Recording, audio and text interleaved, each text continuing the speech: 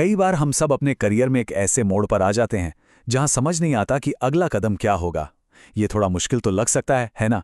पर सच कहूं तो ये एक बहुत ही रोमांचक सफर की शुरुआत भी हो सकती है। तो चलिए इस सफर के लिए कह सकते हैं एक साफ सुथरा नक्शा तैयार करते हैं।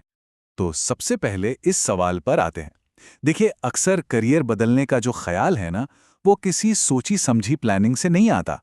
वो तो दिल से, या यूं कहें कि पेट से एक आवाज आती है, एक अजीब सी बेचैनी, एक एहसास के शायद शायद कुछ ठीक नहीं है। और पता है, ये सिर्फ एक फीलिंग की बात नहीं है, नंबर्स भी यही कहानी बताते हैं। जरा सोचिए, हार्वर्ड बिजनेस रिव्यू की एक स्टडी में पाया गया कि 10 में से 9 लोग ज्यादा मीनिंगफुल काम के लिए अपनी फ्यूचर अर्निंग्स का करीब-करीब 1/4 हिस्सा छोड़ने को तैयार हैं। इसका मतलब साफ है, बात सिर्फ पैसे की नहीं है, बात है सेटिस्फैक्शन की। तो जब काम में वो बेचैनी महसूस होना, तो उसे एक प्रॉब्लम की तरह नहीं, बल्कि एक बुलावे की तरह देखना चाहिए। ये एक सफर की शुरुआत है, बिल्कुल एक पहाड़ पर चढ़ने जैसा, और वो एहसास ही उस चढ़ाई का पहला कदम है। बिल्कुल सही बात है। असल में बदलाव का सबसे पहला सिग्नल अंदर से ही आता है। ये अपनी इंट्यूशन होती है जो बताती है कि भाई अब आगे बढ़ने का टाइम आ गया है। और एक दिलचस्प बात बताऊं, साइंस भी एक्शन लेने की ही तरफदारी करती है। रिसर्च बताती है कि जिंदगी में उन चीजों का ज्यादा पछतावा होता है जो हमने की ही नहीं, बजाय उनके जो करके हम शायद फेल हो गए। तो असली रिस्क कुछ ना करने में है।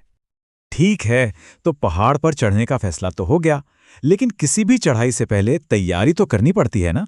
सही सामान चाहिए, सही जानकारी चाहिए। और इसकी शुरुआत होती है अपने सिग्नेचर स्ट्रेंथ्स को पहचानने से।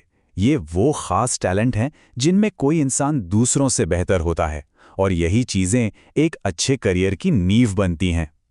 तो सवाल उठता है, भाई इन ताकतों को ढूंढे कैसे? इसके लिए एक कमाल की टेक्निक है, 5 वाइज। तरीका बड़ा सिंपल है। अपनी कोई भी एक सक्सेस याद कीजिए और फिर खुद से पूछिए, मैं कामयाब क्यों हुआ? जो जवाब मिले उस पर फिर से पूछिए, क्यों? ऐसा करते करते जब आप 5 बार क्यों पूछ लेंगे ना, तो आप असली वजह तक, अपनी कोर स्ट्रेंथ तक पहुंच जाएंगे। जैसे जेसन वाले केस में हुआ था, उसे समझ आया कि उसकी असली ताकत तो लोगों का भरोसा जीतना है, वो भी फटाफट। अच्छा, अपनी अंदरूनी ताकत तो पहचान ली। अब बात करते हैं बाहरी दुनिया में बातचीत की ताकत की। और यहां पर एक बहुत ही जरूरी कॉन्सेप्ट आता है, बैठना, यानी best alternative to negotiated agreement. मतलब अगर कोई डील नहीं हो पाती तो सबसे अच्छा अगला कदम क्या होगा? किसी भी बातचीत में जाने से पहले यह जानना बेहद जरूरी है। यही असली वॉकअवे पावर होती है। तो अब हम सफर के उस हिस्से में हैं जहां तैयारी और एक्शन का मिलन होता है। मतलब अब है असल चढ़ाई का वक्त, और ये चढ़ाई टिकी है अच्छे कम्युनिकेशन पर। यहां 2 रास्ते हैं।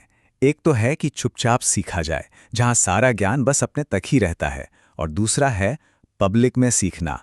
मतलब जो भी सीख रहे हैं उसे दुनिया के साथ शेयर करना। इसके फायदे जबरदस्त हैं।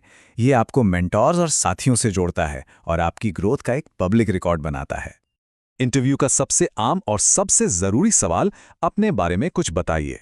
इसका जवाब देने के लिए एक सिंपल लेकिन बहुत पावरफुल फ्रेमवर्क है। ये फॉर्मूला इसलिए इतना अच्छा काम करता है क्योंकि ये एक पूरी कहानी बताता है। अतीत आपकी काबिलियत दिखाता है, वर्तमान आपके काम को, और भविष्य आपके जुनून को।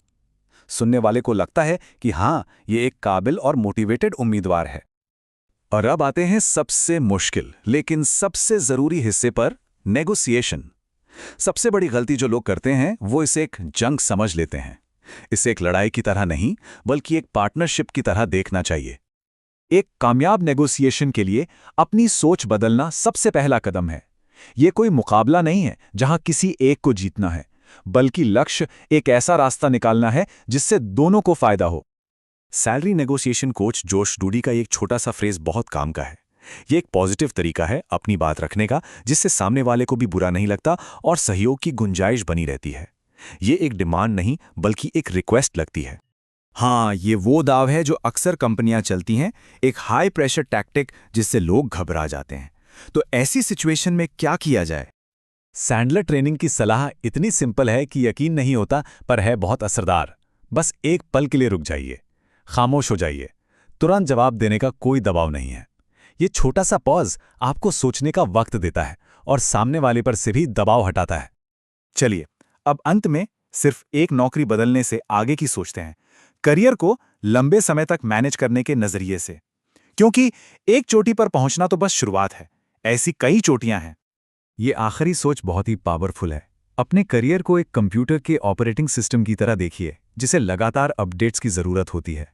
करियर कोई मंजिल नहीं है, ये एक लगातार चलने वाला प्रोसेस है, जिसे समय समय पर नए स्किल्स और तजुर्बे से बेहतर बनाना पड़ता है। और जेम्स क्लियर की ये बात बिल्कुल सटीक बैठती है। करियर ऑपरेटिंग सिस्टम का मतलब है छोटी छोटी आदतें बनाना। कामयाबी एक दिन में नहीं मिलती, ये रोज़-रोज़ की छोटी छोटी कोशिशों का नतीजा होती है। तो अब सारी बातें हमारे सामने हैं, पूरा खाका तैयार है। अब बस एक आखिरी सवाल बचता है, और वो ये है कि इस चढ़ाई को शुरू करने के लिए आज, अभी, वो पहला एक छोटा कदम कौन सा हो सकता है।